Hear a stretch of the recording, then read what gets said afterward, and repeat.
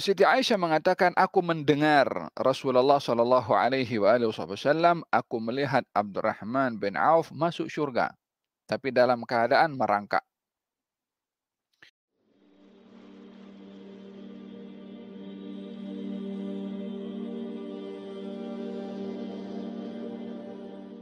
Salah seorang daripada mereka yang berharta di zaman Nabi Shallallahu Alaihi Wasallam adalah Abdurrahman bin Auf yang menggunakan hartanya di jalan Allah. An Thabit al-Bunani عن أنس قال بينما عائشة رضي الله عنها في بيتها إذ سمعت صوتا رجت منه المدينة فقالت ما هذا. Thabit al-Bunani meriwayatkan daripada Anas ibnu Malik. Katanya, Siti Aisyah satu hari berada di rumahnya mendengar suara kecoh atau suara ramai macam itu di Madinah. Orang pun bising.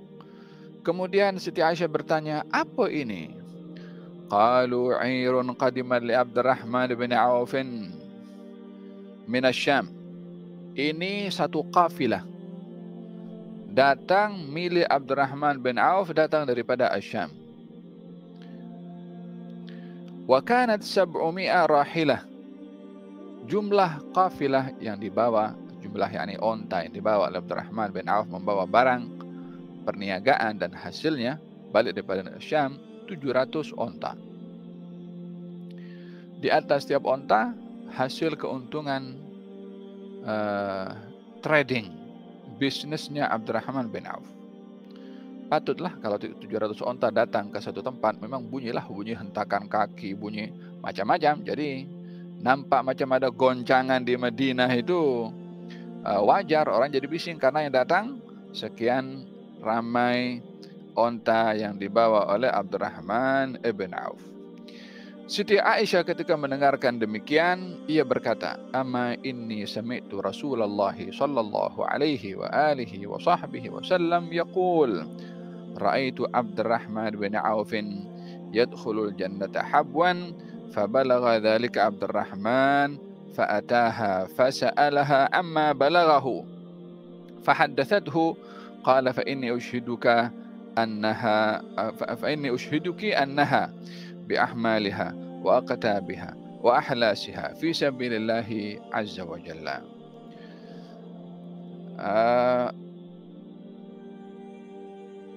Siti Aisyah mengatakan, aku mendengar Rasulullah Shallallahu Alaihi Wasallam, aku melihat Abdurrahman bin Auf masuk surga, tapi dalam keadaan merangkak.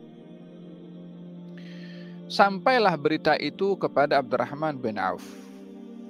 Maka Abdurrahman bin Auf mengatakan bahwasanya saya saksikan kamu semua bahwasanya onta yang saya bawa dengan harta yang ada di atasnya, dengan apa saja yang ada pada onta itu sendiri, yakni termasuk daripada pelana onta, apa saja, yakni tanpa ditinggalkan sedikit pun onta dan apa yang ada di atasnya daripada kekayaan, semuanya aku sedekahkan di jalan Allah Subhanahu wa taala. Hadis ini ada beberapa riwayat, termasuk diriwayatkan oleh Imam Ahmad ibn Hanbal dalam musnadnya, memberikan kepada kita beberapa penjelasan. Apa maksudnya Abdurrahman bin Auf masuk surga dalam keadaan merangkak? Yang pastinya Abdurrahman bin Auf diberitahu kabar gembira oleh Nabi, ia masuk surga.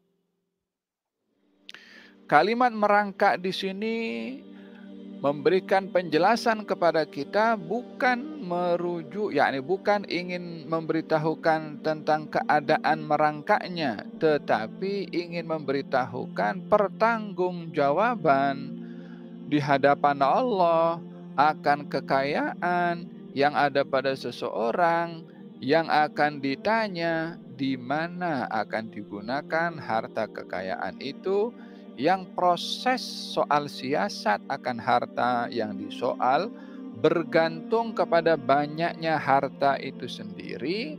Semakin banyak harta, semakin banyak menggunakan harta, semakin banyak juga soalan pada penggunaan harta tersebut. Tsumma latus'alunna yawma idzin 'anil na'im. Kamu nanti, yakni di akhirat, pasti akan ditanya tentang nikmat, yakni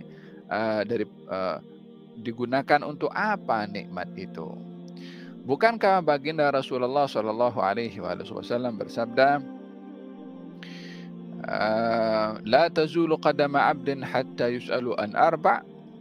Tidaklah akan tergerak melangkah kaki seorang hamba nanti di hari kiamat kecuali akan disoal 4 perkara. Yang pertama tentang umurnya, tentang masa mudanya, tentang ilmunya, wa an malihi, dan tentang hartanya, min aina iktasaba wa fima anfaqa. Daripada mana ia dapat, kepada apa ia guna. Nah, ini pada harta itu saja sudah ada 2 soalan. Daripada mana, kepada apa ia guna.